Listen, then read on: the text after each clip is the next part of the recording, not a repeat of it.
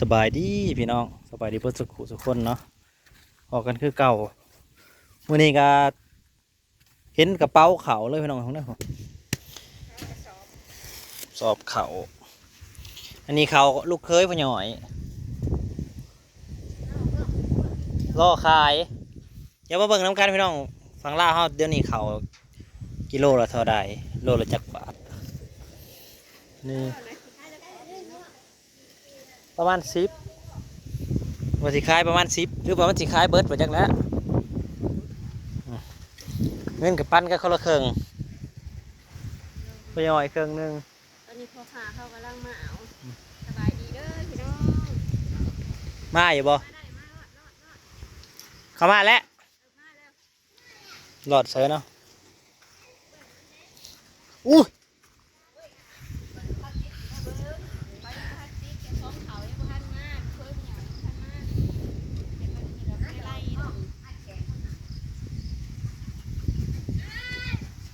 โอ้ยชีวิตได้ดิมาแล้วแพงแล้วรถอันนี้นะเฮ็ดลอยนะเฮ็ดลอยเธอซื้อ500,000ปลายบ่400,000ปลายรถมือสอง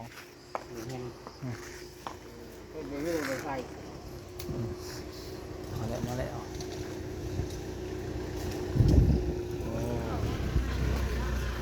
ปีโป้รถใหญ่ฉีเหยียบข้อบ้างนะมาแล้วพอขาซื้อเขาขายเขา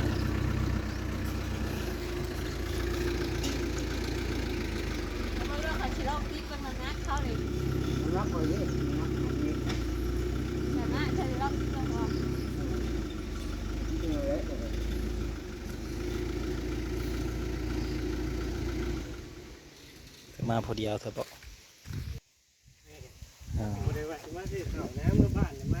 แม่คือได้เข่ามาจ้ะ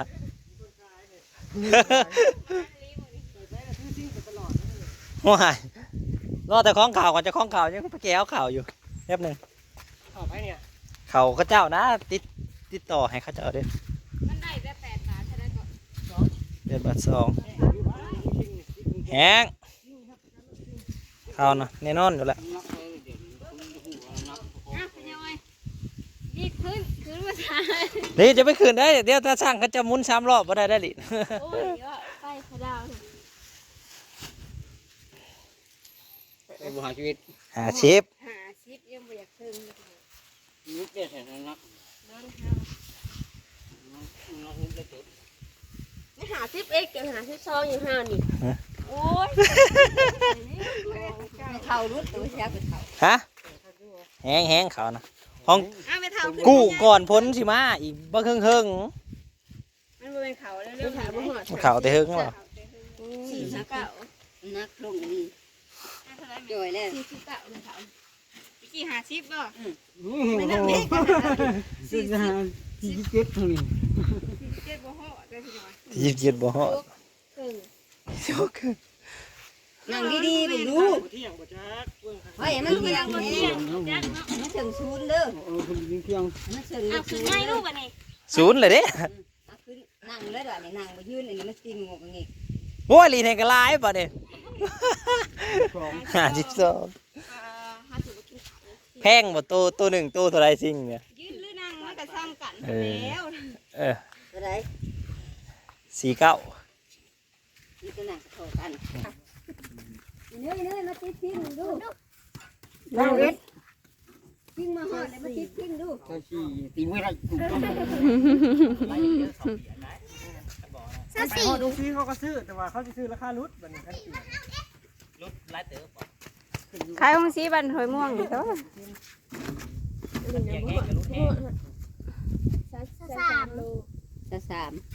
นาชาเท่าไรก็22โหนาชาใหญ่กว่าเนยนั่นนี่อันคือว่ามัวทำเป็นติดนะ25ได้4ได้ตัวกินบ่ลายค่ะช่องเจ้าบ่ก็ดีขึ้นมั้งดูโอ้ยขึ้นแล้ว51 32นี่เลยใช่เลยนะ33โลเลย40ได้เลยนะส่วนขัดป่น150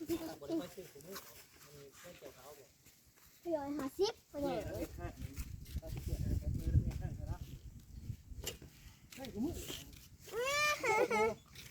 เสียงเงี้ยเสียงอะไรวะเนี่ย ขายไปหลายปีกัน มือได้ก็ว่าสินอนพัก นี่ ผ่อน ปลาลูก นอนอยู่ นี่อันนี้ ก็โทษตลอด ช่วงนี้เขาขายดีช่วงนี้นะครับ ไปอีก เขามาเด็ดแต่เด็ดเนาะเขาเห็นเนี่ยเขาขายกินได้เลยเพราะว่าขายแล้วแบบแพง โลละ7 บาท 3 ว่าแล้วเดี๋ยวเราจะขายเป็นเช้า โอ้ย8 บาท 3เนาะ บาทสอง บ่ได้บ่3น่ะ แต่บ่ บ่ได้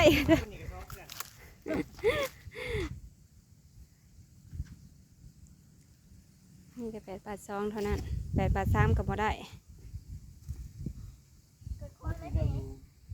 โอ้ยขี้ย่านยังจอดมาใส่ก็เอาเงินหายแล้วเล่นนี่ แล้วแต่ จุดในเรื่องประการนะนี่คุณจุดเอง เดี๋ยวๆเพิ่นเบิ่งน้ำเพิ่นเพิ่นจดให้ บาท76 มาหันใจตีต่อปอกลุงไป67 เด็ดต่อปอก ห้อยลง นี่คือคนนี้เฮ้ยกล้วยอยู่นี่กล้วยอยู่นี่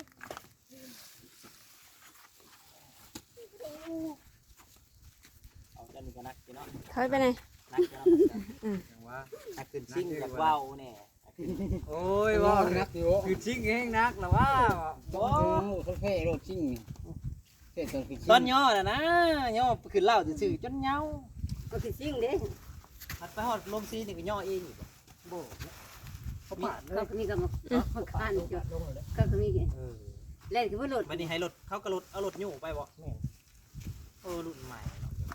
บุญญาที่บ้านนี้ 76คือเก่าจำกันคักแท้จังว่า70 บุญได้หายคือหายเป็นแท้ เจ้าของอันนั้นแหละ 76เจ้าของรถเขาแหละ เจ้าของรถเกียร์รถปั่นเขาแล้วเขาหายได้ คือว่าใส่กระสังไว้บ่บุยิกวันช่วงนี้ช่างเก่าเลยย่อม มึงอะไร โอ้ยจะมองรถเขาบน หาก็ได้ ที่ได้เท่าไห แล่ ร่ นบนนี้เนาะคุณ ให้ลุดลื่นก็บ่เกินกิโลดอกนะ หัวอันนี้76อย่าตัวนี้ 4เอาเราเบิ่ง รอบุอีก อ้าวจะชกอะไร 74ตัวนี้ มันรวมดิ ขึ้นลูกนี่ใช่ปะ 74เลย ตัวมันแห้งมันก็เบาว งขอบเงามัด เนี่ยยังรวมอยู่เด็ด นี่ตัวมันนักนะ ขายตัวมันหนักบ่กึ่งมาบ่ เบาคอยในคอยคล้ายแล้วมันนักนะคอยเท่านอคอยบ่คล้าย เปลี่ยนที่เปลี่ยนธนาคารป้าตัวนี้ เป็นสิทธิ์ของ บ่ได้แล้วอ่ะ โอ้เพิ่น เป็นจ้า เป็นหายเมียเพิ่นต้องหยัดเตี้ยวอีกแล้วดังนั้น เร็ว ไม่ถามนะเกี่ยห้าออกจากคนหัว ห่วยนั่งเบิ่งเว้ยตัวไป เกี่ ยื ย น กันแล้วนั่งอยู่ผมเบิ่งอยู่นี่ หัดเอาให้เมียน่ะหยัดจนวัดมัดบ่อยากได้ เขาหมัดเอง เขาจะ ที่ บ่มาส่องนั่นน่ะนี่เฮ็ดให้ปานนี้ก็ได้โอ้ย มาแล้วบ่จักอยู่พันมาบ่เสียนะ70 76ปลายๆ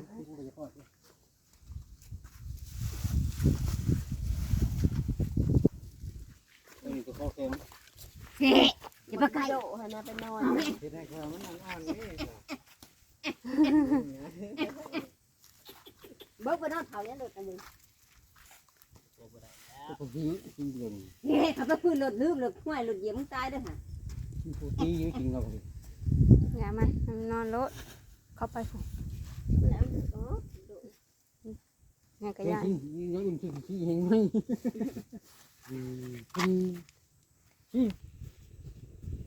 ที่เกี่ยวกับตัวอ่อนดีเนาะ ตัวนี้แห้ง เราก็อยากซิ่งนู้นถ้าซิ่งนู้นน่ะขึ้นสอบ1แล้วบ่เป็นหยังขึ้น2แล้วตึงเลยบ่ ถึงว่า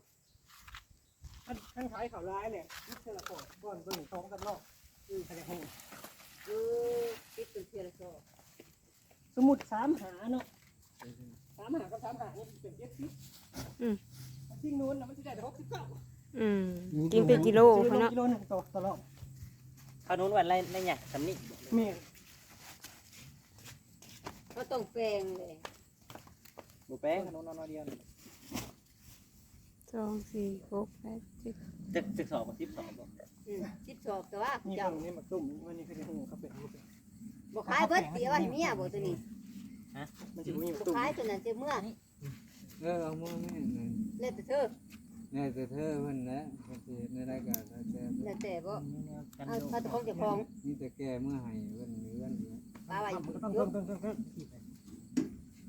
นู้นมัน เอา น่ะ บ้านอีกสิ่งยังได้2ตัว ได้ได้ทีเข้าเลยไป ถอย2ตัว ให้มันดู เบิ่งหั่นนี่ ได้ ได้ โล โล ได้อยู่300ค่ะเด้อ300 8 บาทซอง 38 2,000ฝ่าย นี่ได้300 เงิน2,000ฝ่าย นี่ใช่ไหม พวกกระเทินบ่ พอดีแล้ว พอดีอย่างนี้ 375โล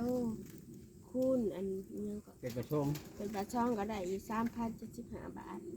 นี่ แม่นอยู่จักแหละบ่ฮู้ จากแรก พูดมึงเหรอ เฮาก็คูณเบิ่งก็ถึกแล้ว นี่มันถือ อุ้ยจรวดพูดหลายเทื่อแล้วไปเนื้อใหม่เลย 3,000กับ75 บาท แม่นอย่างนี้น่ะ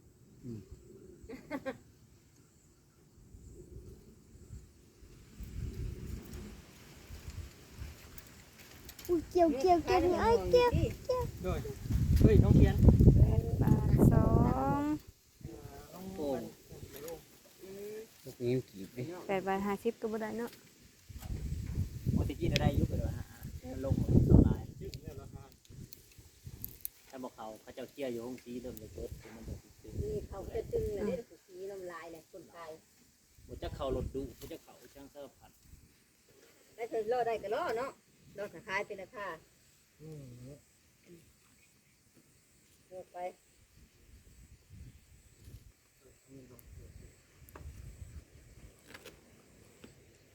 3,045 บาท ซื้ออีกซองหนึ่งให้มันเป็นบอกให้มันเป็น25ให้มันเป็น100 บาท นี่11สอนเลยนี่นะ โอ้ยเป็นใหญ่เนี่ยเป็นสอบแถมให้บ่ได้ บัดเมียเลยสอนไม่ได้ มัดจนนั่นอยากรุด เดี๋ยวเด้อเวลาทางบ้านมันเสียได้เจ้าอัดใส่ไถนั่นแต่ลายปุ๊แต่เขาใส่ไปแล้วเนาะปั่นปุ๊ แล้วก็เป็นปลาคนเขา มีทอนเท่าอยู่บ่25 บาท โอ้มามีนะ มีบ่ ก่อนก็ได้ มีอยู่แล้วข่อย เอามายืมเรายืมตัวกัน อืม 5 บาท